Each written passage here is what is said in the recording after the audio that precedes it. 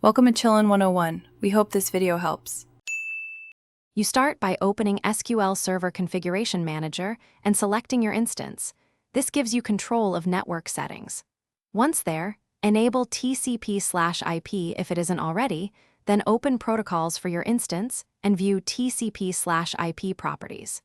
Make sure you've chosen a new numeric port and that you have administrator privileges and firewall permissions. Once done, keep services in mind. You will need to restart the SQL Server service later, so save changes and prepare to continue to the TCP/IP details. Now focus on the TCP/IP properties dialog.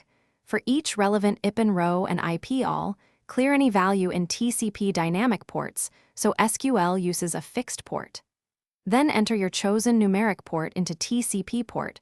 For the specific IP, addresses the server listens on, typically IP all, or the server's primary IP. Make sure to apply the changes. The interface saves the config, but does not restart the SQL Server service.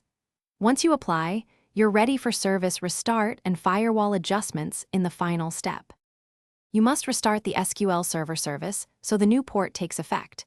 Do that from Services or Configuration Manager and confirm the instance starts without errors.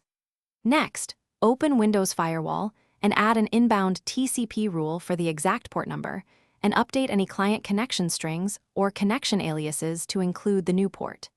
If you cannot connect, make sure SQL Browser isn't forcing dynamic ports. Run netstat to verify listening port, and review the SQL Server error log for binding or permission errors. That single check often reveals the issue. Thanks for watching. Consider subscribing if we helped you.